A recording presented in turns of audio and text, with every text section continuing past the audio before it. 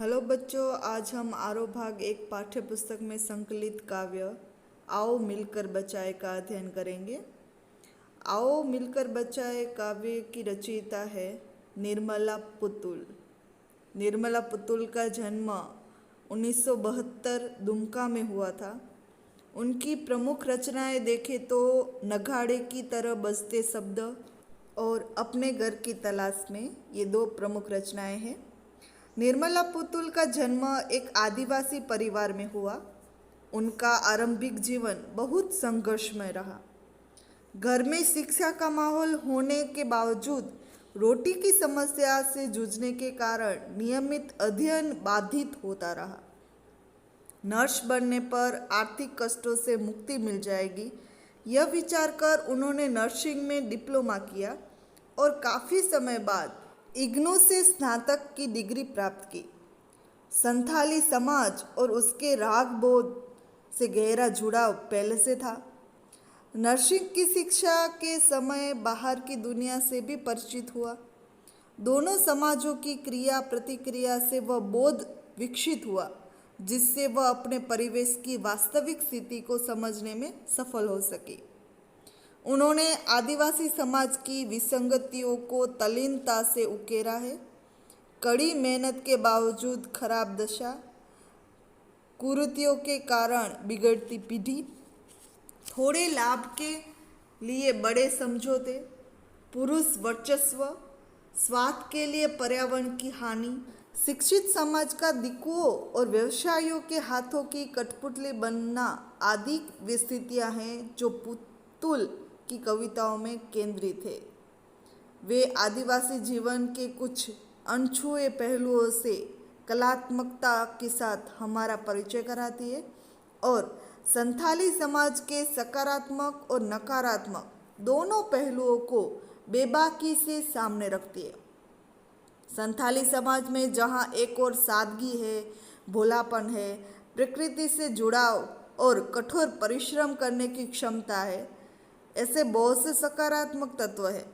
वहीं दूसरी ओर उसमें अशिक्षा, कुरीतियाँ और शराब की ओर बढ़ता झुकाव भी है। हम जो काव्य करने वाले हैं, आओ मिलकर बचाएं, इस कविता में दोनों पक्षों का यथार्थ चित्रण हुआ है। बृहत्तर संदर्भ में यह कविता समाज में उन चीज़ों को बचाने की बात करती है जिनका होना स्वस्थ सामाजिक प्राकृतिक परिवेश के लिए जरूरी है। प्रकृति के विनाश और विस्थापन के कारण आज आदिवासी समाज संकट में है, जो कविता का मूल स्वर है। संथाली भाषा में हिंदी रूपांतर अशोक सिंह ने किया है।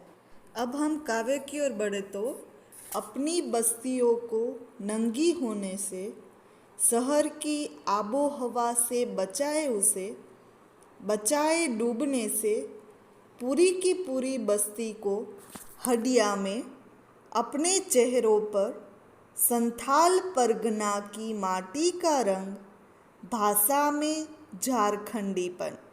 यहाँ पर कुछ शब्द आए हैं जैसे कि नंगी होना यानी कि मर्यादाहीन होना, आबो हवा यानी वातावरण, हडिया यानी हड्डियों का भंडार, माटी, माटी का रंग बोला है, माटी यानी मिट्टी, झारखंडीपन यानी झारखंड का पुट यानी प्रभाव उसका।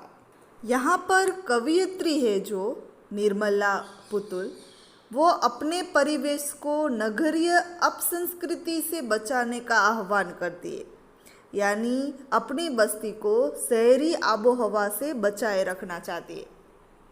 कवयित्री लोगों को आह्वान करती है कि हम सब मिलकर अपनी बस्तियों को शहरी जिंदगी के प्रभाव से अमर्यादित होने से बचाए। शहरी सभ्यता ने हमारी बस्ती का पर्यावरणीय और मानवीय शोषण किया है। हमें अपनी बस्ती को शोषण से बचाना है, नहीं तो पूरी बस्ती हड्डियों के ढेर में दब जाएगी। कवयित्री ये भी कहती है कि हमें अपनी संस्कृति को बचाना है। हमारे चेहरे पर संथाल परगने की मिट्टी का रंग झलकता है। भाषा में बनावटीपन न होकर झारखंडी का प्रभाव होना चाहिए। यानी वो ऐसा कहना चाहती है कि जो शहरी लोग होते हैं उसके चेहरे पर मिट्टी का रंग नहीं होता जो गांव के लोगों में होता है। उसकी भाषा में बनावटीपन होता है, गांव के लोगों में बनावटीपन नहीं होता। बाहरी जीवन के प्रभाव से संथाल की संस्कृति नष्ट होती जा रही है। कवयित्री को उस संस्कृति को बचाना है। उनके जीवन में जो भोलापन है, सरलता है, सरसता है, अखंडपन है, जुझारूपन है, गर्मजोशी के जो गुण है उसको वो बचाना चाहती है और संदेश देना चाहती है कि हम अपनी प्राकृतिक धरोहर नदी, पर्वत, पेड़ पौधे, मैदान, हवाएं आदि को प्रदूषित होने से बचाएं। हमें इन्हें समृद्ध करने का प्रयास करना चाहिए। ठंड होती दिनचर्या में जीवन की गर्माहट, मन का हरापन, भोलापन, दिल का अखड़पन, जुझारूपन भी।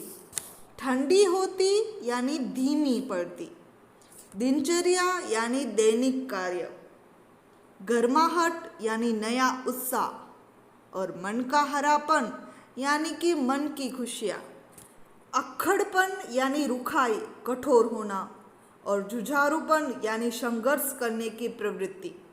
यहाँ पर कवयित्री अपने परिवेश को नगरीय अपसंस्कृति से बचाने का आह्वान करती है। कवयित्री कहती है कि शहरी संस्कृति से इस क्षेत्र के लोगों की दिनचर्या धीमी पड़ती जा रही है। उनके जीवन का उत्साह है ना, वो समाप्त हो रहा है।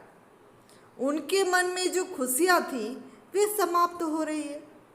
कवयित्री चाहती है कि उन्हें प्रयास करना चाहिए ताकि लोग के मन में उत्साह, दिल का भोलापन, अक्खड़पन और संघर्ष करने की क्षमता वापिस लौट आए।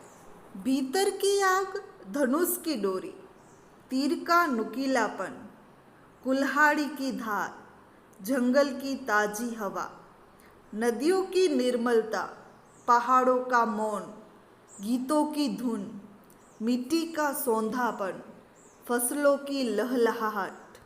आग यानी गर्मी और निर्मलता यानी पवित्रता, मौन यानी चुप्पी, सौंधापन यानी खुशबू, लहलहाट यानी लहराना। यहाँ पर कवयित्री कहते हैं कि उन्हें संघर्ष करने की प्रवृत्ति, परिश्रम करने की आदत के साथ अपने पारंपरिक हथियार धनुष और उनकी डोरी, तीर के जो नुकीलेपन होते हैं वो, कुल्हाड़ी की धार को बचाना चाहिए। वह समाज से कहती है कि हम अपने जंगलों को काटने से बचाएं ताकि ताज़ा हवा मिलती रहे। नदियों को दूषित न करके उनकी स्वच्छता को बनाए रखें। पहाड़ों पर शोर को रोककर शांति बनाए रखनी चाहिए। हमें अपने गीतों की धुन को बचाना है क्योंकि यह हमारी संस्कृति की पहचान है। हमें मिट्टी की सुगंध तथा लहलहाते फसलों को बचाना चाहिए। ये हमारी संस्कृति के परिचायक है। नाचने के लिए खुला आंगन, गाने के लिए गीत, हंसने के लिए थोड़ी सी खिलखिलाहट, रोने के लिए मुट्ठी भर एकांत, बच्चों के लिए मैदान, पशुओं के लिए हरी हरी घास, बुढ़ों के लिए पहाड़ों की शांति। और इस अविश्वास भरे दौर में थोड़ा सा विश्वास, थोड़ी सी उम्मीद और थोड़े से सपने। खिलखिलाहट यानी खुलकर हंसना और मुट्ठी भर यानी थोड़ा सा, एकांत यानी अकेलापन। कवयित्री कहती है कि आबादी और विकास के कारण घर छोटे होते जा रहे हैं। यदि नाचने के लिए खुला आंगन चाहिए तो आबादी पर नियंत्रण करना होगा। फिल्मी प्रभाव से मुक्त होने के लिए अपने गीत होने चाहिए।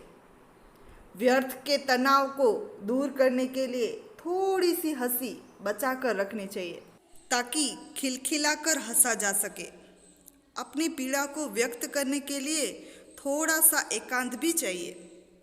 बच्चों को खेलने के लिए मैदान, पशुओं के चरने के लिए हरी हरी घास तथा बूढ़ों के लिए पहाड़ी प्रदेश का शांत वातावरण चाहिए। इन सब के लिए हमें सामूहिक प्रयास करना पड़ेगा। और इस अविश्वास भरे दौर में थोड़ा सा विश्वास, थोड़ी सी उम्मीद और थोड़े से सपने, यानी कवयित्री कहती है कि आज चारों तरफ अविश्वास का माहौल है, कोई किसी पर विश्वास नहीं करता। अतः ऐसे माहौल में हमें थोड़ा सा विश्वास बचाए रखना चाहिए।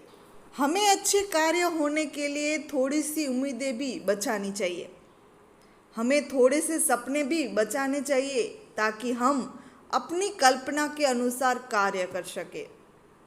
अंत में कवयित्री ये कहती है कि हम सबको मिलकर इन सभी चीज़ों को बचाने का प्रयास करना चाहिए, क्योंकि आज आपाधापी के इस दौर में अभी भी हमारे पास बहुत कुछ बचाने के लिए बचा है। हमारी सभ्यता व संस्कृति की अनेक चीज़ें अभी शेष है जो हमारी पहचान के परिचायक है। इसलिए तो कवयित्री कहते हैं, आओ मिलकर बचाए, कि इस दौर में भी बचाने को बहुत कुछ बचा है, अब भी हमारे पास है। यहाँ पर हमारी ये काव्य समाप्त होती है। धन्यवाद।